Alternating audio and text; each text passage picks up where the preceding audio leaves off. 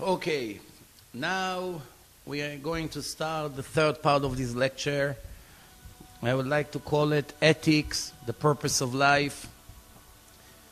We spoke about the acceptance of the Torah in Mount Sinai.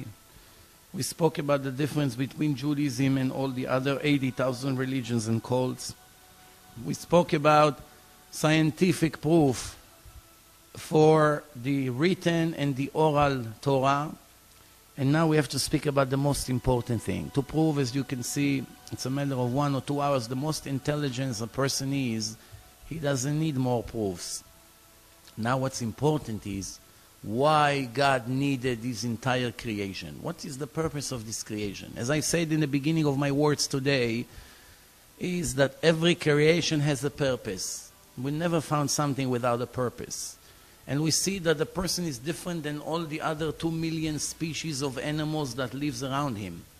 All the animals live with instinct, and the people lives based on free choice. The only species in nature that is responsible for what he chooses to do, and therefore our life is full of jails and courts and police and all kinds of things, because we understand that we have to punish criminals because they could have lived without making their crimes. They could have chosen to do something better.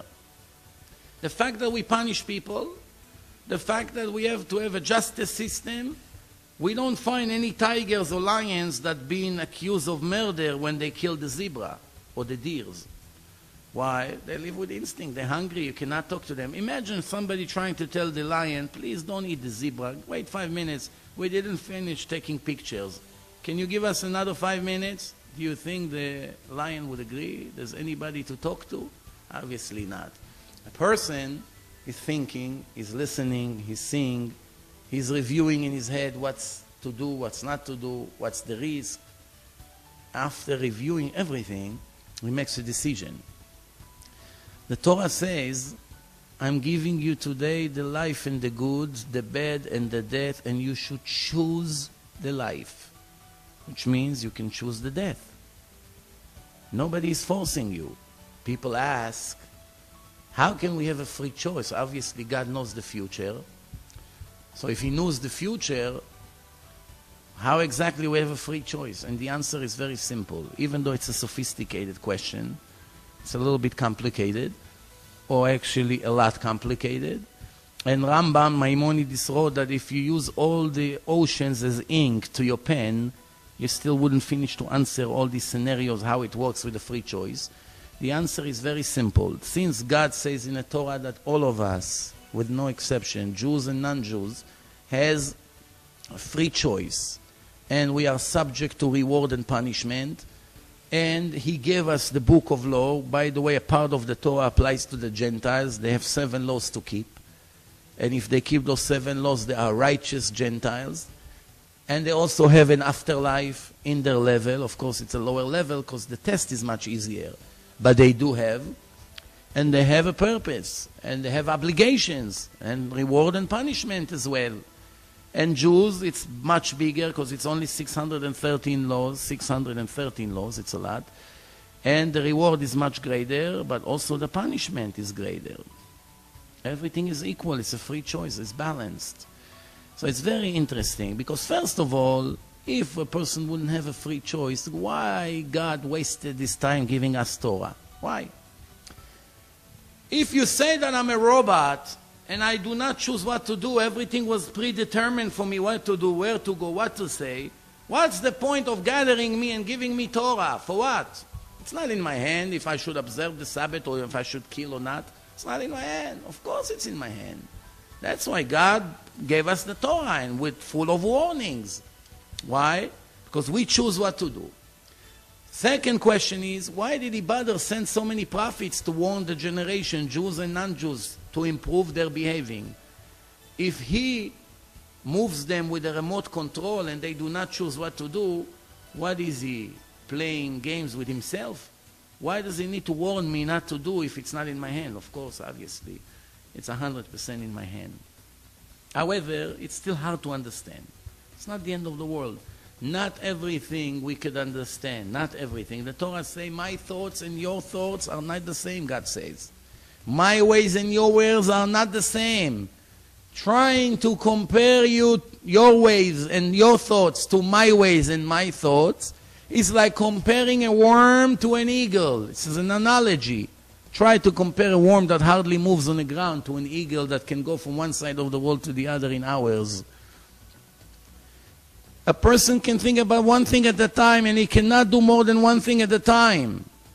God is supervising the entire creation, 6.4 billion people, 2 million different kinds of animals, trillions of things are in a move all the time. Oxygen, water, galaxies, asteroids are falling, rain of asteroid meteors are falling around Earth.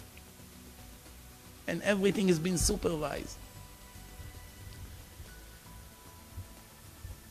He has no limitation. Obviously, he's complete, he's perfect, controlling everything. In Judaism, the name of God is written in a very interesting way. It's 4 letters, a combination. The letter Yud, the letter Hey, the letter Vav, the letter Hey. Those 4 letters give us 3 combinations. First combination is the past. Haya, Hey, Yud, and Hey. It gives us the past. Hove, Hey, Vav, and Hey. We take 3 letters. It gives us the present. Iye is the future. Yud, Hey, and then Yud again and Hey. Gives us the future. Why God's name symbolize all 3 times at the same time? Past, present, and future. To teach us that is not subject to time. Only the world of material has time. When you have material, you have time. When there's no material, there's no time aspect. And since God is not physical, it's something 100% spiritual that created this entire creation from nothing, from scratch. He is not subject to time. At the same second, when he created the entire creation, and according to Judaism, it's set for 6,000 years, and we are getting now close to the year 6,000, we are 230 years before the end. So once he set up this entire creation for 6,000 years, basically for him it's already over, because he can travel in time. He can travel to the past, to the future. We have no understanding how something like this can happen. But to give us an idea is that if I give you an envelope and I write everything you're going to do from now until tomorrow night,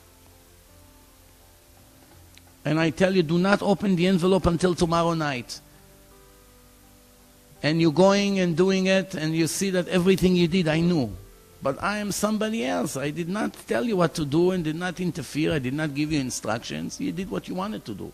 The fact that somebody else is able to foresee what you're going to do doesn't mean he interfere with your choice. Even though it's for us, we are very limited in our understanding, so we're getting confused. I always say to the people, if you want to be a genius and start understanding everything, you probably will have to put your entire life just to understand how this concept works. Why don't you trust the word of God? God says in the Torah, we saw that the Torah is divine. Choose the good, that I should reward you. Do not choose the bad, that I shouldn't punish you. And God says to you what to do. You think He's going to lie to you or mislead you in any way? What's the purpose of that? He is begging the Jews in the Torah, I wish you would listen to me that I should reward you in the afterlife for eternity, for you and your children ad olam, for eternity. I wish they would listen to me. I wish there will not be a stubborn nation, and many other examples, that is anxious. Really, if I can say this word, if I can use anxious, that the Jews would listen to him and follow his instruction. What for? That they pass the test and they get the reward. Now you may ask, I got the point. Who wanted this test? I asked him to create me. Why did he set up this whole test? Because the Torah says clearly, I'm your God testing you. I'm testing you to see what you're going to choose. You're going to listen to me and listen to my commandments and follow them, or you would not. What's the purpose of the test? Comes right